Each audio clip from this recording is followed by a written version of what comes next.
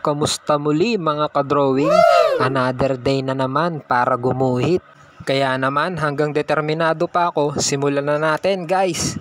Siya nga pala, ikatlong araw na natin to para sa ika-6 na commission portrait natin guys. Kung hindi nyo na itatanong mga ka-drawing, ganun talaga. Aabutin talaga tayo ng ilang araw bago matapos tong isang portrait. Hindi rin kasi talaga biro ang art guys.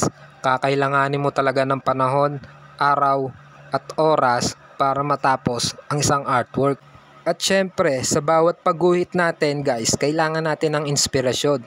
Tulad niyan, yung nasa gilid ko, yung anak ko, sobrang kulit niyan. Pero siya ang isa sa inspirasyon ko para ganahan ako sa pagdodrawing guys. Sa totoo lang, nahawa na nga sa akin yung batang yan eh. Kaka-drawing ko, yung anak ko ay nahawa na sa akin, no?